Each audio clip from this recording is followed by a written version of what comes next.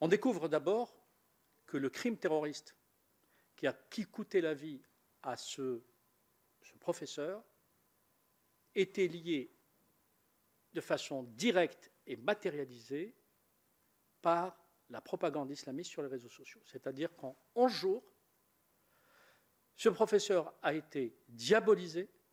En 11 jours, on a utilisé le discours victimaire. Et en 11 jours seulement, quelqu'un qui n'était pas du tout en contact avec les gens qui diabolisaient cette victime allait passer à l'acte. On connaît la suite. Donc le constat, en fait, que personnellement j'avais fait, je n'étais pas le seul évidemment, se matérialisait par un fait dramatique.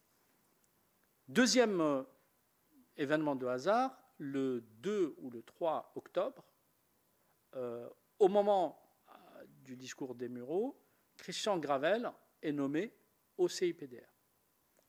Bon, à partir de là, j'ai 3 types de rencontres. J'ai des rencontres au ministère de l'Intérieur et j'ai des rencontres au CIPDR. Avec d'autres, mais disons les rencontres les plus régulières se font avec le ministère de l'Intérieur, le département de Mme Schiappa notamment, et Christian Gravel. Et ça se fait de façon, je dirais, concomitante. Et à partir de là, parce que je sais qu'il y a beaucoup de choses qui se sont dites, ce que j'ai pu documenter, et l'enquête pénale le démontrera, il y a eu des rencontres régulières à la demande, encore une fois, à la demande du cabinet de Mme Schiappa. Je n'ai jamais sollicité un rendez-vous pour aller faire des offres de services.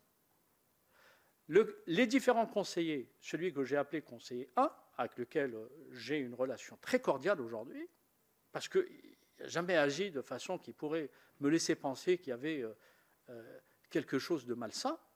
Ces personnes travaillaient pour la République. Le conseiller, je dirais, 4, que j'avais rencontré quelques mois plus tôt au CIPDR, avant même l'arrivée de Christian Gravel, parce que j'étais aussi en contact avec le prédécesseur de Christian Gravel, le conseiller 3, et enfin le conseiller 2, les 4 conseillers avec lesquels je vais être en contact de façon régulière entre, je dirais, les mois de septembre, octobre, novembre, décembre, janvier, février, mars, jusqu'au mois d'avril. Et tout ce processus se passe sur 2 sujets.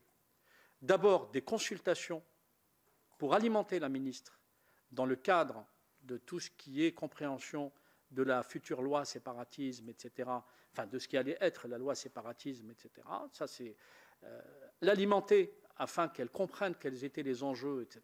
Donc, ils ont rencontré un certain nombre d'acteurs, dont moi-même, et ensuite, la demande de leur part, une demande de leur part, disant qu'ils seraient intéressés que je puisse traduire les éléments ou les idées, les pistes que j'offrais, que je leur proposais, même pour moi, je proposais des pistes, des réflexions, pour qu'ils s'en emparent et qu'ils en fassent ce qu'ils veulent.